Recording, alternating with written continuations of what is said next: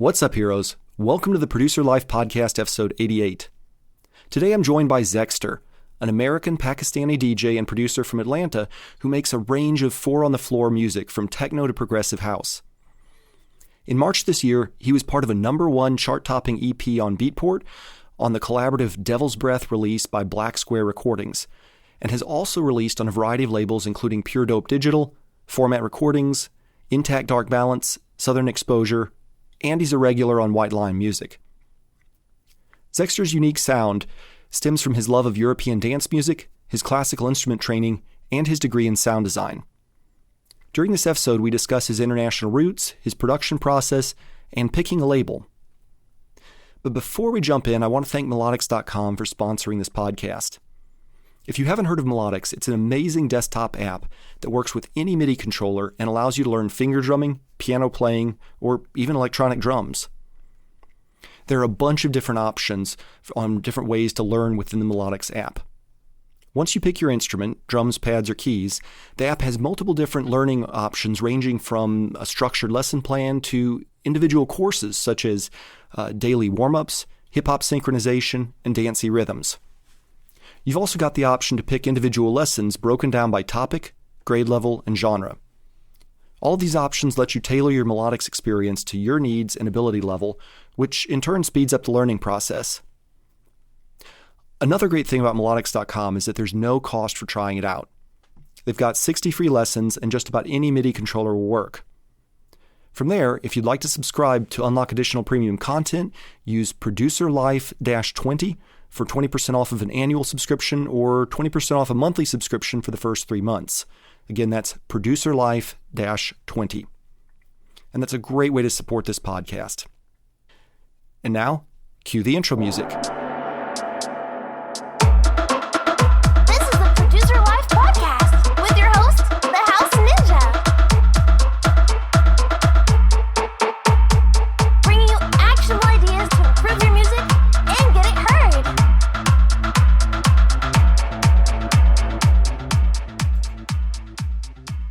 All right, ZeXter, welcome to the Producer Life Podcast.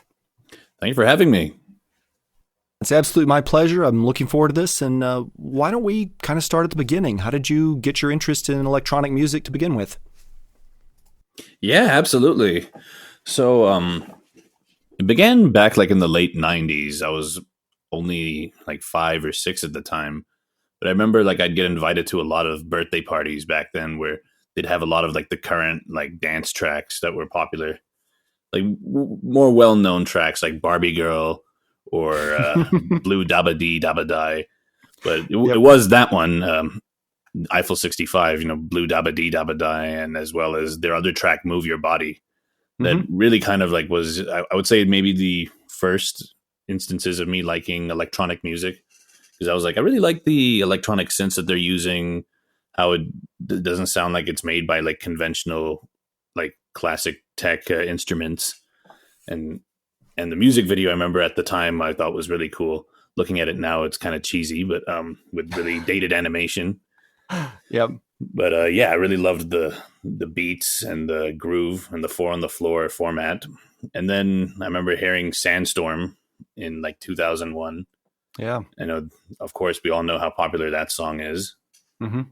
So, but when it came like a little bit more focused in like the underground side of electronic music, it was actually when I was flying to Frankfurt one time from Atlanta. Germany's flag carrier airline, Lufthansa, on board had their in-flight radio had a channel called Channel 6 Club Mix, hosted by Pete Blank of Blank & Jones, who were a pretty well-known trance duo from Germany. So I remember the songs on there were really cool. I was like, wow, this is very different. Like it doesn't sound too commercial to me. Not like I was thinking that way necessarily, but I think that was part of what was quite appealing for me.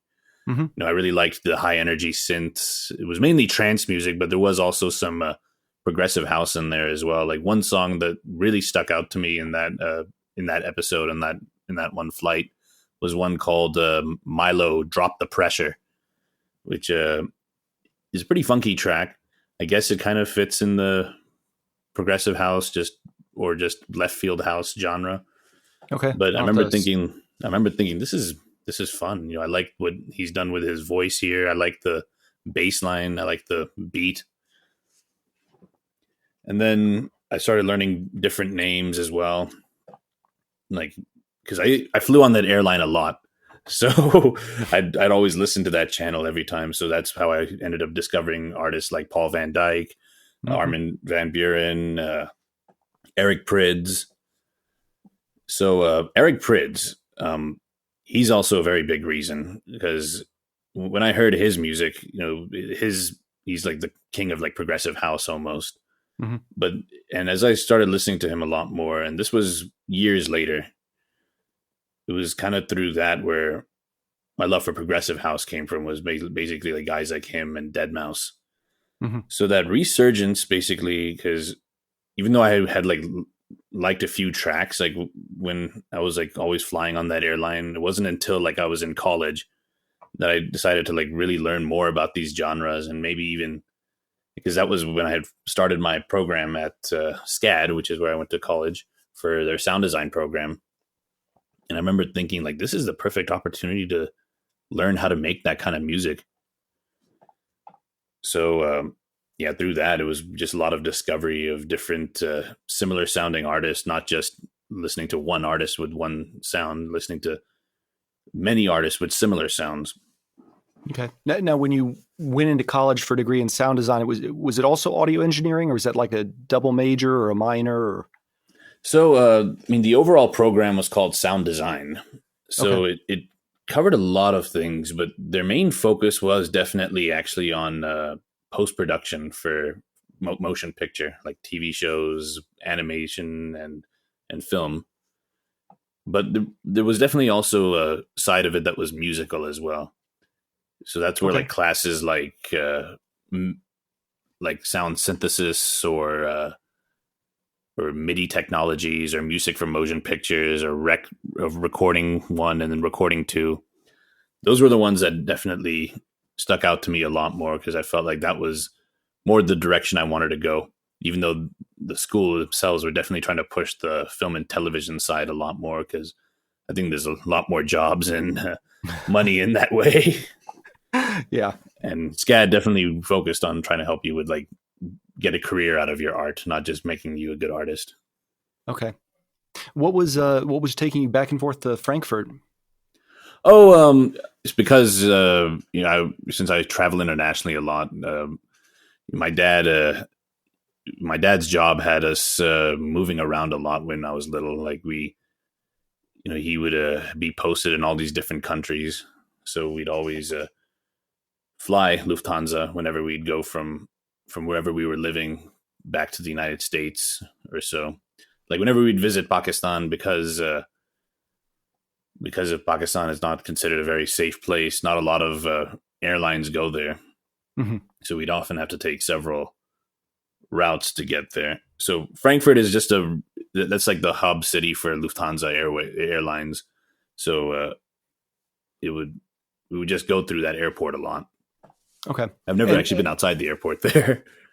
How much? That's too bad, actually, because there's some awesome techno clubs there. Techno is huge in Germany, and I know a lot of cool music and cool places to explore there. I've spent a few weeks in Germany. Nice. So, how long were you in Pakistan before you came to the States, and to what degree has that influenced your music? So it's a little weird to explain. So I was actually born in the States. I was born here in Atlanta. But my parents are both Pakistani, and they raised me very much in the same type of like environment and like the same like values that we would have back in like Pakistan as well. I did live in Pakistan for a short amount of time, but unfortunately, while I was there, a few things did happen. I moved there in August of 2001. So shortly after that, 9/11 happened, and the United States Embassy told us that like we needed to evacuate for a bit because there was going to be some violence that was going to start occurring in Afghanistan and and also like within Pakistan, there was a lot of people who like supported movements and such. So there was often threats against the expat kids and Hmm. those who weren't Pakistani. So we had to evacuate, and that was not fun. I can imagine that had to have been a terrifying part of your life. Yeah, it definitely was, and some unfortunate things within my family were happening then too. So it was just a really bad year and just a bad time.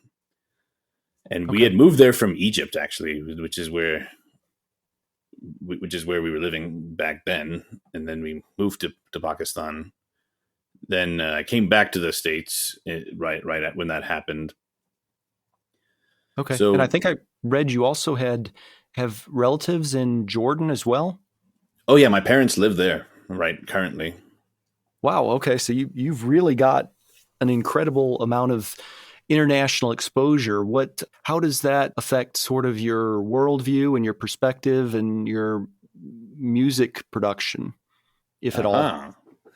Yeah, it does. So as far as my worldview goes, like I've just seen a lot. I've lived in five or now six countries in total. So I've seen different cultures, different languages, and different styles of music and different instruments and tools used within each culture for how they make their music. So it's definitely impacted in a way where I've like seen how uh, different places how they operate with like their music scenes and such. So it's like helped me understand like where like how do the artists over here do this, like what and certain artists who I may have seen in certain countries, like when I would see them perform, if that makes sense. Kind of. Can you think of a specific instance of some like major difference that kind of gave you a major insight that you've used or Oh yeah, yeah. So let's say like when I was in college, like my first year, I remember like all these college parties just not having good music at all. Like the DJs were just playing trap and dubstep, and of course that it's always subjective. People like that, and I Mhm. don't. But I was just thinking like it would be so much better to hear a lot of that kind of music, which I like here as well because it's still a party environment. So whenever I'd visit my parents during the holidays, and we were living in Geneva, Switzerland at the time, so so whenever I'd go back over there, there was the music was definitely a lot closer to what I like. So that would always just motivate me more that like yes, people over here are actually into this music. So I would go and actually go to these like public events that they would have. Like I remember Geneva would always have this annual music festival where all different types of musicians would be performing in various areas. So I remember like just going through a list and just finding anything that looked electronic.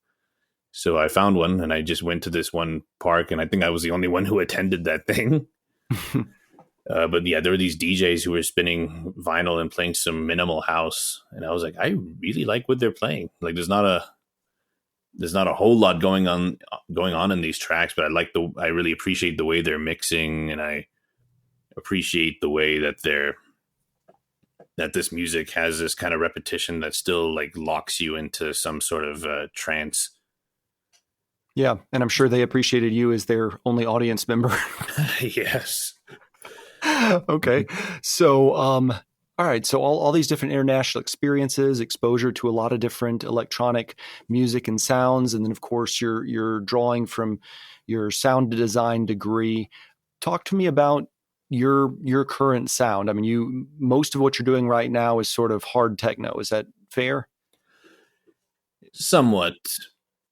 It's pretty broad. I feel like if you listen to my whole discography, like on Beatport or like on Spotify, there is while there is like hard techno in there, there's also like some more mellower sounding techno, and like I said, there's also progressive house in there. Okay. So I wouldn't say I'm really tied down to like one specific like sound within the genre. It's more of just what I'm feeling currently, and I just will produce it. Like sometimes I'll be in the mood for more of like the deeper and trippier Berlin sound, or sometimes I'm in the mood for like the really fast 140 BPM sound that you'd hear like from like the early 2000s. Or some days I'm into more melodic progressive house, like Anjuna stuff. So it's always kind of just depends on like the mood of that day. And then when I start that project, I'll just always come back to it and try and remember what mood I was feeling that day. Okay. So when you sit down at your DAW, and are you, I think I read you're using Ableton for most of your actual production work. Is that Correct. right? Okay. So when you sit down at Ableton and you're feeling some inspiration, or maybe you're not, where do you kind of start with a new track? Kind of walk us through your process a little bit. Yeah. So usually I usually always start with the drum set, and most of my tracks will be inspired by a track I heard somewhere else. So I'll usually try and like emulate that groove or sound without like completely plagiarizing a song, obviously. So I will have like that one track as a reference. So I'll usually try and like keep a very similar sounding like drum arrangement and MIDI programming for it. Okay. And if it sounds a little too similar, that's when I start tweaking it to give it like my own spin to it. So it begins with that, with the drums usually, but sometimes it will begin with like a actual melody or like a lick that I accidentally created. Okay. And what's your, aside from the sound design background, I believe you've also got some classical training as a musician as well. Is that right? Yes, I have in many different regards. Like I was always involved in many after-school music programs, and all the way back to first grade when I used to take violin, and I did that for my entire first grade. So that was like my first real instrument that I learned. Okay. But I've also learned other instruments. Like I've learned guitar as well, which is the instrument I'm probably the best at. Okay. I learned that for about 16 years, and well, I mean, it didn't take me 16 years to learn, but like you're still playing it. Yeah, I'm still playing it. And then I've also, when I was living in India, I learned sitar. Oh wow! From an actual pandit who was very good himself and a very good teacher as well. So that was pretty good. It's a very, very different instrument from guitar, and very challenging. Very, very unique sound as well. I'm trying to think. I don't know that I've heard your entire discography, but I'm trying to think if I've heard sitar in any of your tracks. Are there any that you could highlight where you're using that? None so far. Okay. Guitar, though, I have used in one, but that track hasn't been released yet. Okay. All right. So you said you usually start with sort of a beat and a groove and of course a reference track that you're kind of using for inspiration. If you're going for chords and melodies, do you sort of rely on your classical music background and, all right, well, I'm going to go from D minor to whatever, or is it more just you just kind of play around until you find something that your ear likes? It's a little bit of both. Like, luckily, with my understanding of music theory, like I'll always know which note I'm playing. But a lot of it will come with a lot of it will be with just playing around with melodies and notes that work within a certain scale. Okay. Any tips or advice for people that are interested in writing better melodies and chord progressions? The best tip I can give is always try and stay in the same skill. In the same scale, because I know that a lot of people who are producers who don't exactly have a musical background can sometimes miss those things. Yeah. And certainly Ableton 11 made that a lot easier now that you can lock your MIDI clips into a specific scale and have it display that for you. That was a big boon for me. So, okay, awesome. Still need to upgrade from 10 okay, suites. yeah, Live 11 is awesome. It's got lots of new features. That's one of my favorites, is because I don't have that strong a sound basis music theory, but there's all sorts of cool new instruments and convolution reverb and Oh yeah, I mean that's lots been of there from lots. before Yeah, you're right.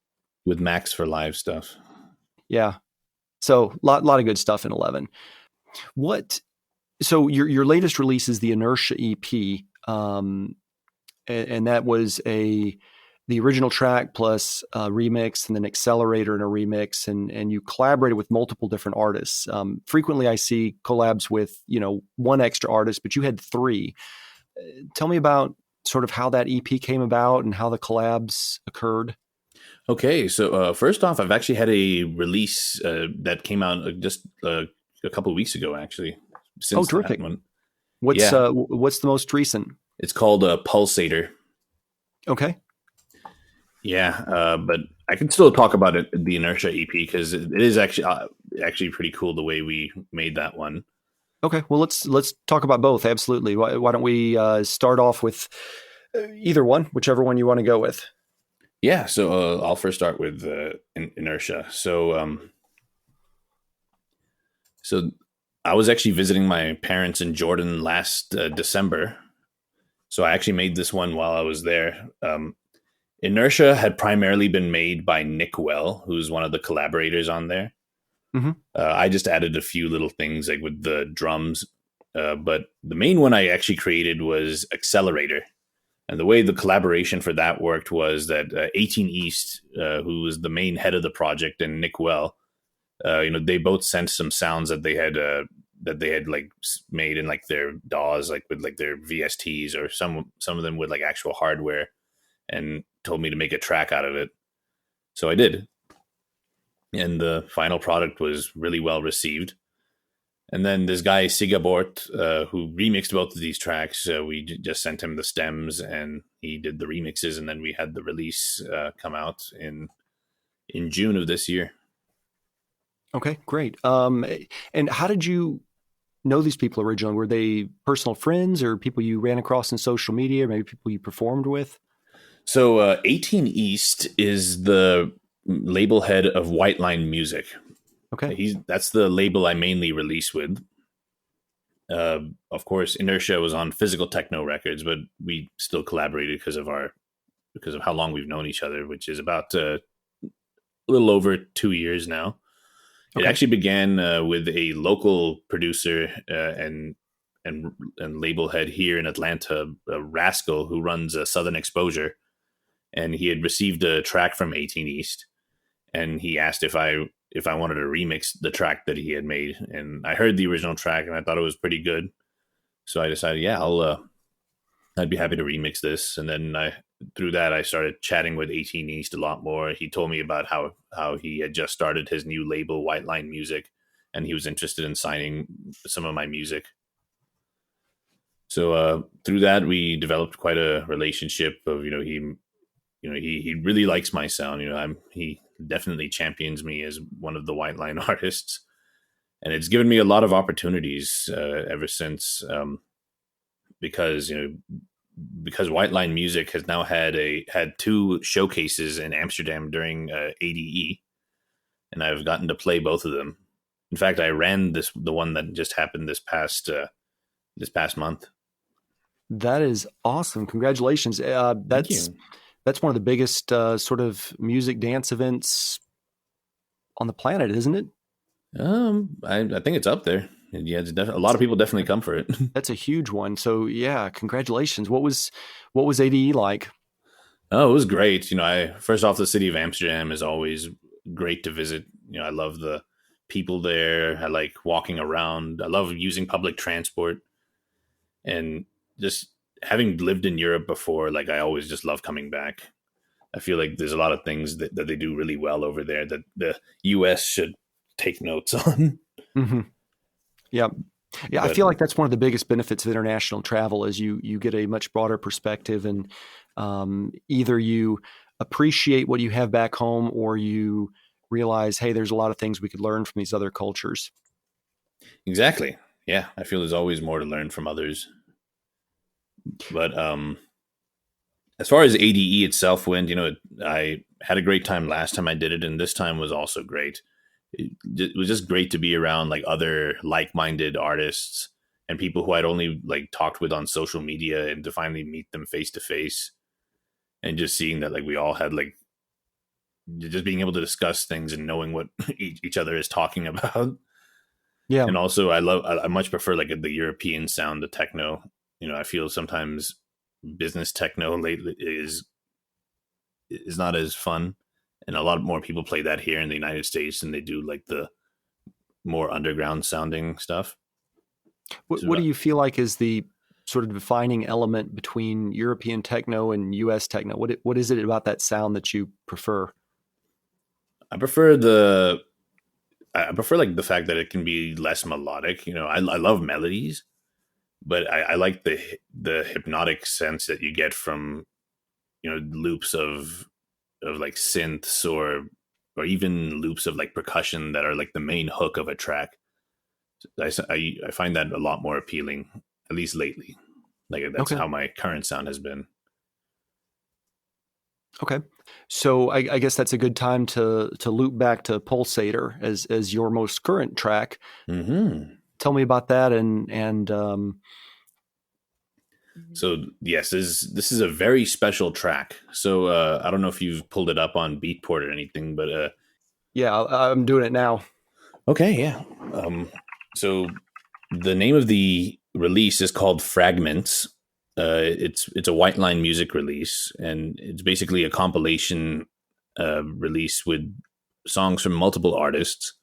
But the thing about this that's unique to this project was that the way this worked was that we had reached out to a lot of the artists who are currently releasing with White Line last year, because we wanted to do this project where each of us was assigned to create a specific sound within a certain category. Like one artist was asked to make kicks, another artist was asked to make bass lines, another artist was asked to make claps, another one was asked to make melodies, etc., etc. So the project was that we all had to contribute like each one those those individual sounds, and then we had to all make a track using those sounds.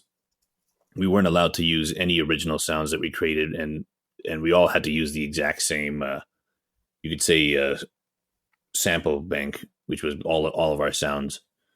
Okay. So it's basically it's called Fragments because it has fragments of everybody's sounds that they put together to make their own track.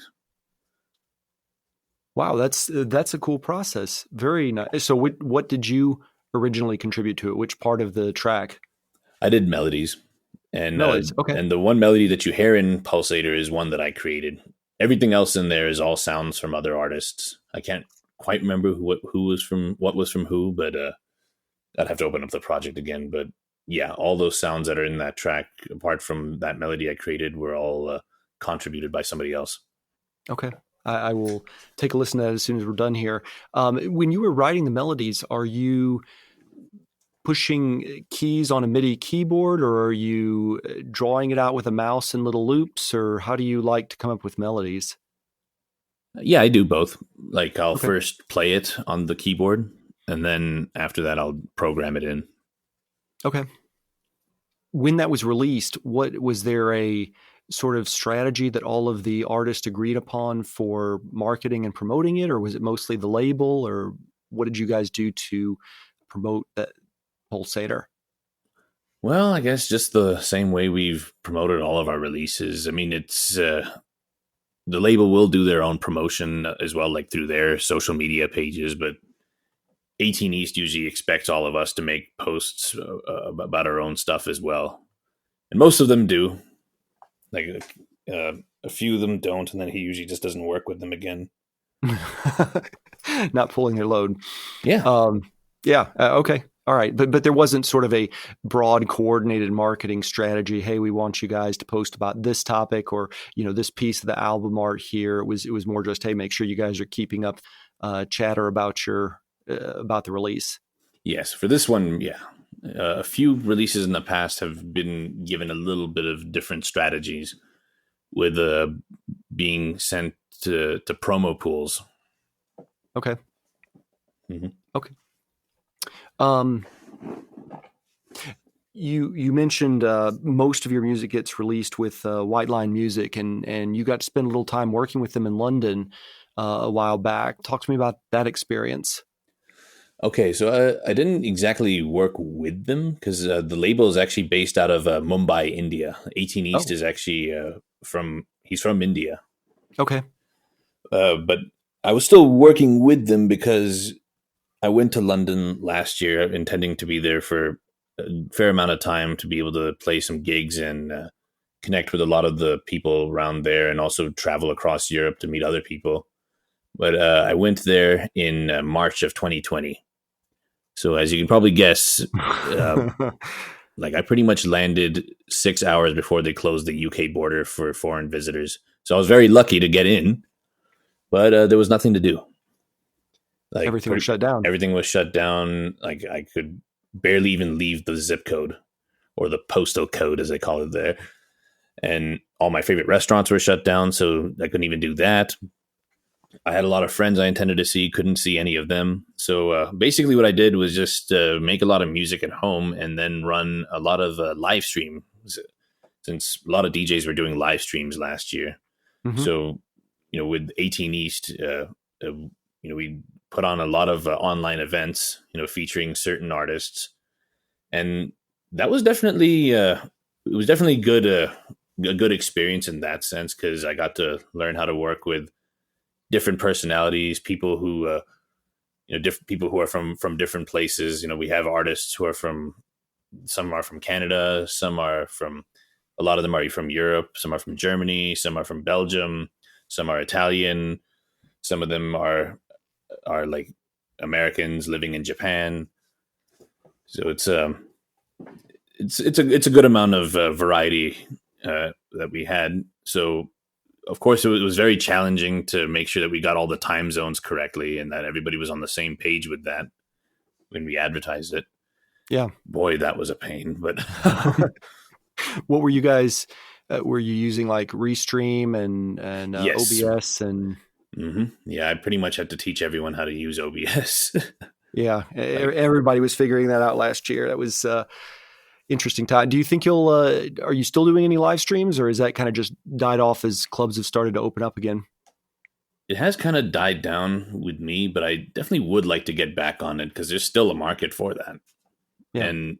And I have a lot of I didn't have all my cool equipment with me when I was in London. So when I came back after my 90 days expired, because you can visit the UK up to 90 days without a visa. So once that was up, I came back and I was really excited to be able to have like my bigger like mixer and my turntables back because that also adds like more of a visual appeal on your streams versus just people hearing music. Hmm. Did you at the end of that 90 days? That would have been June. I'm Hmm. kind of surprised the borders were open again. That they were letting people travel both ways. Yeah, I mean, things were a little bit, still were a little uncertain, but I think they had figured out some kind of structure on how to resume travel. Yeah, especially for people whose time was expiring. Kind of a catch-22. You can't stay, but you can't go. Exactly. Okay. Yeah, and traveling has definitely been more of a process than it used to be. Yeah. Like you can barely check in online anymore. That you always have to check in like you used to by waiting in Yeah, the and long getting lines at the check-in desk. COVID tests within 72 hours, and yeah, it's Oh boy, ADE this year, I had to get a COVID test every morning. oh my gosh, Yeah. wow. I mean, I'm glad that they take it seriously there. So no real complaints, but of course I had to always make an appointment and find a place. And then they would always send the results back. And then then they would give me a QR code. And at every club and an event, they would have to scan that QR code to let you in. It sounds like the structures for managing that are much more robust in Europe. I haven't seen that here in the States Oh, yet. definitely not. I mean, my vaccine card wasn't enough. Hmm. Interesting. Yeah, Okay. but then they allow you to be maskless in these places as well because of that. Okay, that makes And sense. and And that of course, here you have to wear a mask, and then a lot of people ignore it. So Oh yeah. one of your tracks a little while ago, I think it was Devil's Breath, hit #1 on Beatport. Yes. Did you do anything other than having an awesome track? Did you do anything different in terms of marketing, or was it just right time, right track, or what do you think? What do you think happened there? Okay, yeah. So this is a good one. So Devil's Breath is the name of the EP and has 2 tracks in there. So one of the tracks has me in there, the other one does not. So the title track Devil's Breath is a collaboration between 18 East and Architect, and the other track, which is the one I worked on, is Fanta, which is 18 East and me. Okay. So 18 East is the one who's in common with both tracks, where me and Architect are separate on each track. But the label we signed this to, Black Square Recordings, is run by Gene Cars, who also runs the bigger techno label Eclipse Recordings. So getting this signed to that was already a big plus. So we're like, okay, so we got it with a reputable label. So because of that, we knew we had to definitely have it do well in the promos. So we used Concrete Promo to send it out to a lot of like the bigger artists. So like we were getting feedback from artists like Macioplex and Adam Bayer, Richie Houghton, and Oscar L. And John Connor, and a few other like big names who like had reached. Some of them were interested, some of them were not. Devil's Breath was definitely more popular than Fanta, which was my track. Okay. But speaking of Oscar L, when the track was right before the track was released, Oscar L had a studio mix for the Drum Code radio live show that Adam Bayer runs, and he played Devil's Breath. Oh wow! So that really helped a lot. Have having a bigger artist play your song, and especially on Drum Code Live, is always a big deal. Even though it wasn't my track, it was still attached because of the same EP. So throughout all the charts, not just because it reached #1 in the top 100 raw and deep hypnotic techno releases. The individual tracks also managed to do well in that in their respective track categories. Devil's Breath did a little higher. Fanta, I think I was able to get it as high as up to, I think, number 16 or so. That's still huge. It is, and then the overall EP like did well on the global releases. So Devil's Breath was number 79 in that, covering across all genres on Beatport. Wow, amazing. Okay, awesome. You've mentioned a lot of different music labels. When you are shopping a song around for different music labels, what obviously you're looking for ones that have a good match in terms of genre and sound, but how do you go about picking the labels that you decide to release with? What are some factors you look for? Yeah, a lot of it is just I'll listen to a lot of what their recent releases sound like and try and figure out what is the thing that makes this the sound of this label. So I'll look for those elements, and then I'll do the same thing of using a reference track of a track that I think perfectly encapsulates the sound of a label, and then I'll make a track and I will target that label and send it to their because most of these labels like Facebook pages or like their websites will have like links for where you can send demos. Okay, so you're step one. You're looking for a label before you even start writing the music. But if I want to release with a specific label, okay. If I've already created a track, then I will do something similar where I will see which label that I like. Does this track fit the sound of the best? Now, The way a lot of my releases have occurred have been due to a lot of it is thanks to 18 East. A lot of times, his friends who run other labels will be looking for artists. So he will say, do you think you can make a track for this label? And I'm like, yeah, that actually sounds good. I'll make this track and I'll send it to them. So a lot of it he'll put me in touch with, or also ADE. The 2 times I've gone, I've met label heads there, and I've gotten emails, and I will, and and I have followed up on a few of them. There's one I plan to send a few tracks to that I met this year. Complex Recordings, run by Drum Complex. So I really want to try and get that one sometime soon. Okay.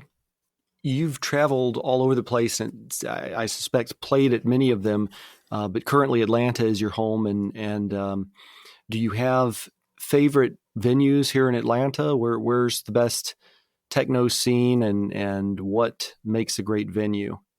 Yes. So here in Atlanta, the main one that I play for is called Odyssey After Hours, which is basically an after hours event that takes place both Friday night and Saturday night every weekend.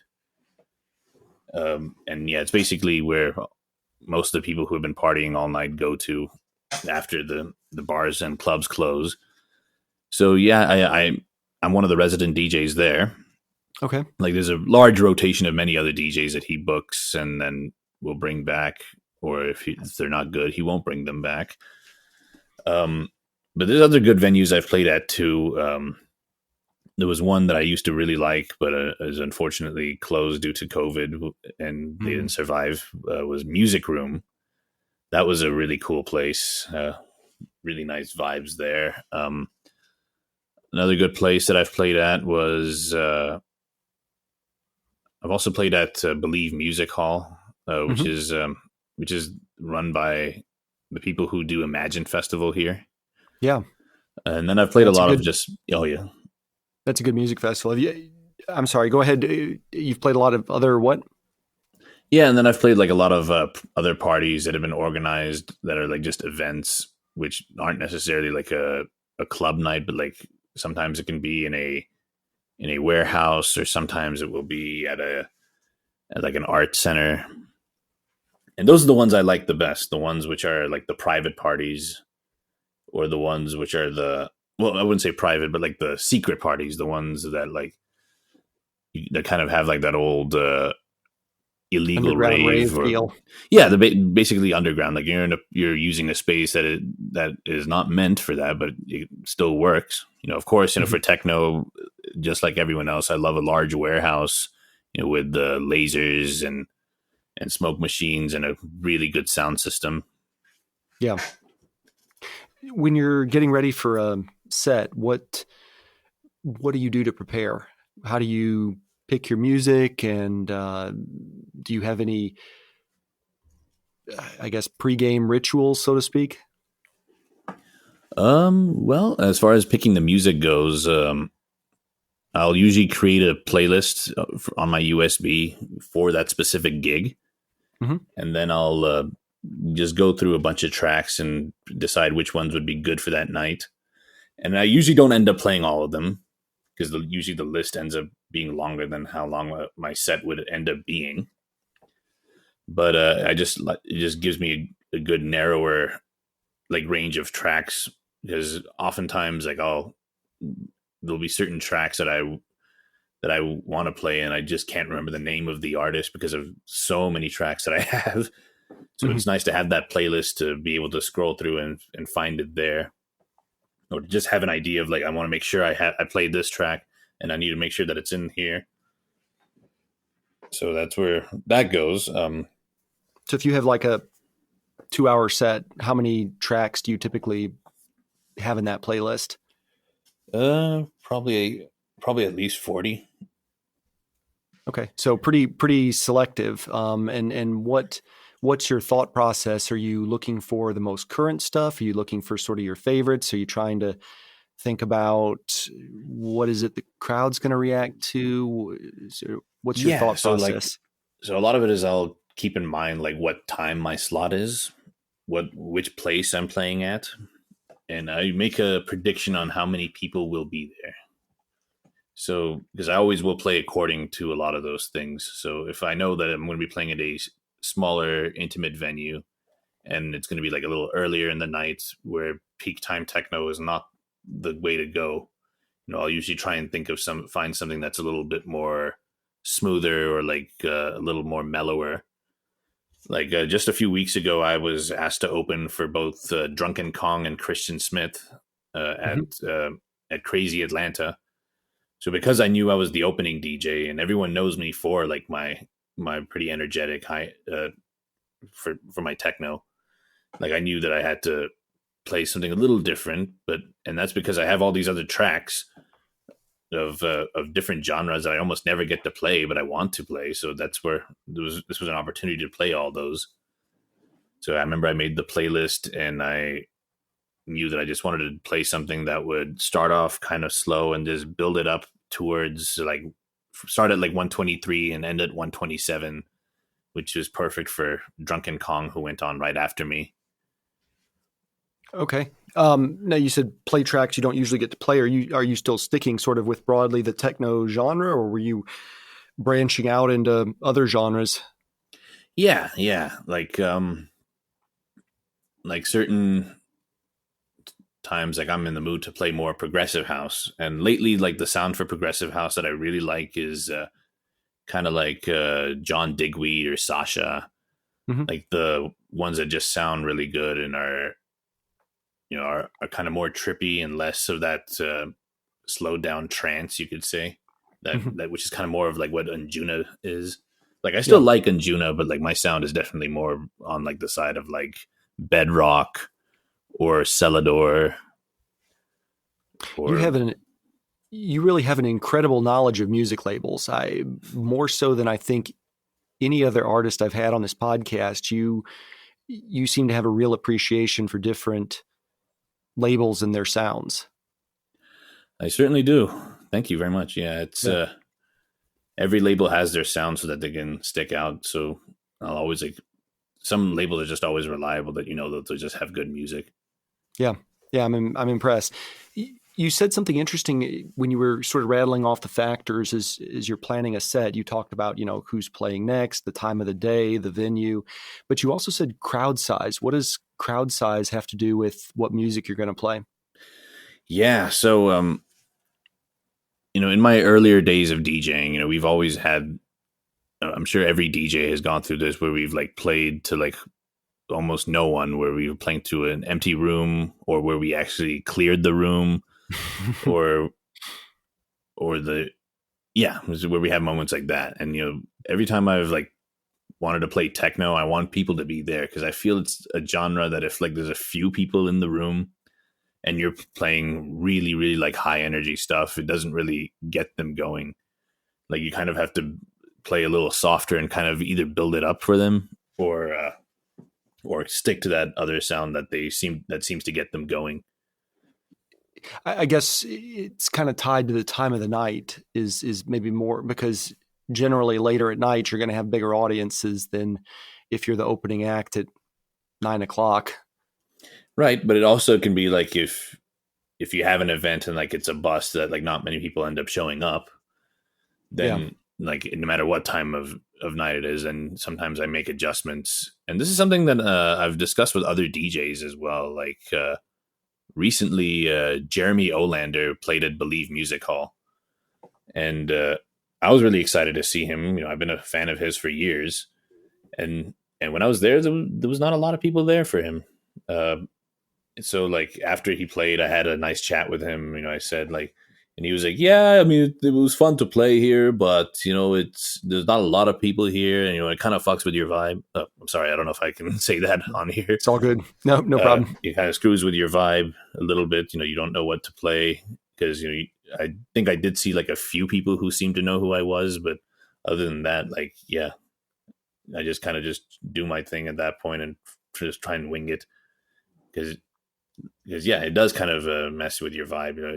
If you were like really building up that night, if you were like posting about it constantly and you were like excited for it, and then it ends up being a bust, like it definitely affects the way you play too. Yeah, it's hard to maintain the energy when you don't have anybody to sort of pull that energy from. Yeah. Do you feel like the energy, particularly in the Atlanta clubs, is there a different feel as we're coming out of the pandemic than pre-pandemic, or is it just, I don't know, how does it differ, if at all? Well, I don't know if it is just, I guess, picking the right parties or so or not, but it just seems like people are a lot more receptive to to like the music nowadays. And Okay. and I mean that in a way of like I sometimes might be playing at a house party where not everybody is familiar with the techno or with house music, but I'm still noticing them getting down to it a lot more than I used to see them do, if that makes sense. Yeah, maybe using up some of that pent up energy from the last 18 months, maybe. Yeah, a lot of that energy and then that they've been holding within and haven't been able to exert by going out to clubs or anything. They hear something that sounds good and they're like, "Oh wow, this is good. What is this?" Yeah. Okay. Well, so what is next for you? Where is your music going, and what's your next release, and where can people find you? What's next is I'm actually working on an artist album right now. Okay. I have about one track completed so far, and I have a few others in progress. This this album is going to be a little bit unique. It's going to not just have techno in there, but there's going to be a few other things in there too. I feel like I don't know how people are going to receive it because of how different it's going to be, but it's going to have different genres in there, like, and some that aren't necessarily associated with techno all the time. Like I plan to have I plan to have a breaks track in there. I plan to have a Mhm. psytrance track in there, Oh wow. Okay. and I even plan to have a very '80s sounding Phil Collins like track in there as well, with like those What that really is eclectic. Okay. yeah, with like really snappy snares and stuff like that. Yeah, I've heard people say that you can get away with a little more diversity if it's an album because you've got kind of a larger body of work to play with. So that certainly seems like the right time to experiment a little bit. So what was the inspiration for this album? What made you decide I'm going to put something out that's got such diversity? Well, a lot of it comes from me. I have lots of, even though the primary taste of my electronic music is progressive house and techno. I'm sure you noticed that I was mentioning trance music a lot, like earlier in this Yeah. interview. And yeah, trance was kind of like the first thing that kind of got me into the overall like underground sound. So because I still do listen to trance, and I know that there is good trance music out there. So I still felt like I wanted to make at least one trance track and have that on there, and one side trance track. Is it's also the production for those tracks. Making tracks like that is always fun because the approach to producing different styles is always different. So it kind of keeps things fresh. Yeah. I love trance music. I think one of my favorite tracks is still Jack Agas's Strangers Like Me. I think it's like a 20-year-old track, but it is, I don't know, gives me chills every time I listen to it. So, Oh yeah, that older stuff is great. Absolutely love it. so I love old school Armin van Buuren. Really wish mhm. he could still play the way he did back then. um, okay, great. So you've got an album coming out. You've got a couple of tracks finished. Sort of what's your target date for a release there? Do you have one in mind yet? I was thinking hopefully sometime like in the earlier months of next year. Okay. And I do have a pretty big EP coming out in December. Okay. Um, What's the name for that? And it's called Senet, Senet.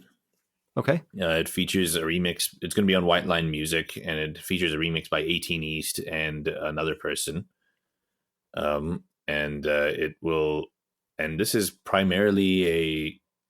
a more melodic track as well. It has like that techno feel to it, but it also has that like progressive feel as well. So it's kind of like a combination of both grooves. Okay, awesome. If you've got a pre-save link, make sure you send it my way, and I'll include that in the show notes. Yeah, no pre-saves just yet. Okay. That'll come a little bit later, I think, around December. Um, so you've got an EP coming out, and then you've got an album you're going to target sometime in the spring. How many tracks do you think you'll have on that album? And I don't know, how many tracks do you typically generate before you make your final cut? Um, well, I've never made an album before, so I don't really know how like how many I normally would do, but Well, like for an EP, I mean, do you? oh, for an EP, yeah. For an EP, I like to do maximum 4 because I feel like if you go a little bit more than that, then it becomes an album. Okay, I think I'm asking the question poorly. I guess what I'm saying is, at least a lot of the artists that I've talked to on the podcast, they will have 15 or 20 tracks and they pick their favorite 4. Or do you just keep grinding away at the tracks until it's perfect and, you only made 2 to 4 tracks and that's your EP? Or do you frequently have other unused material that didn't quite make the cut? Oh yeah, okay. Now I know what you mean. Yeah. Sometimes like I will have some of the tracks I have released were ones that I had like started years ago and like never really could find a home for, and then like I'll be asked to make an EP, and I'll make like one track that will be like the main one, then that will be like the title of the EP as well. But that's where I'll find like one of these older projects that sounds similar enough in energy and genre. Okay.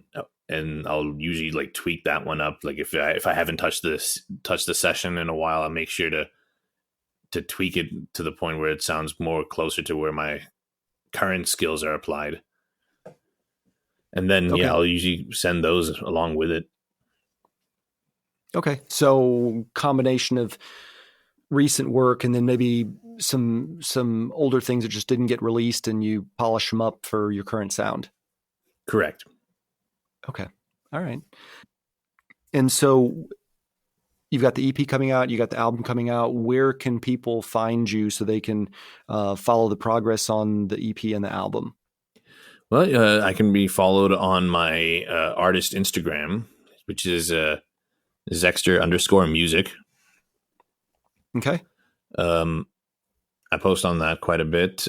Usually whatever I post on there will get posted to my Facebook page as well. Okay. My SoundCloud's a great meta place. page. Yeah, meta page. Yeah. You can also find my SoundCloud is also a great place because that's where I'll upload like track previews, like 3-minute previews before like they're released, and that's where all my DJ mixes and radio podcast reposts will be. So a lot of people can hear what my current sound is, or a lot of those DJ sets will have tracks that are not released of mine that people can hear. And oftentimes people will ask about them because it didn't pop up when they were Shazamming it or something. So, okay, terrific. So SoundCloud, Instagram, Facebook, anywhere else I can point people to? And then, yes, my Beatport and Spotify as well.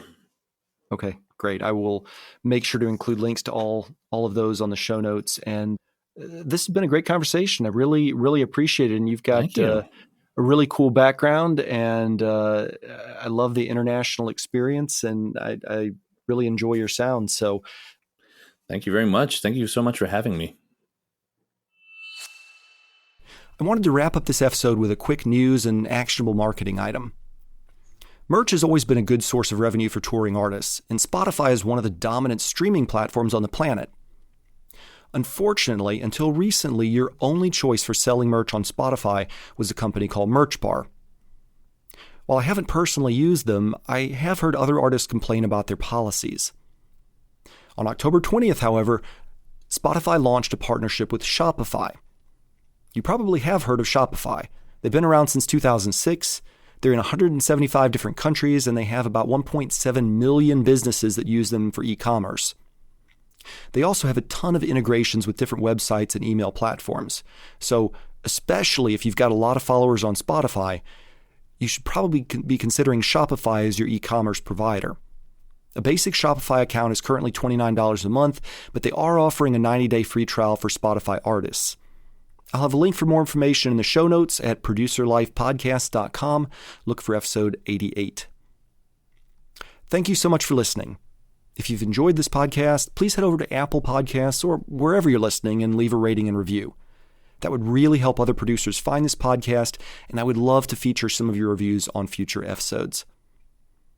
Until next time, this is the House Ninja, reminding you to be somebody's hero today.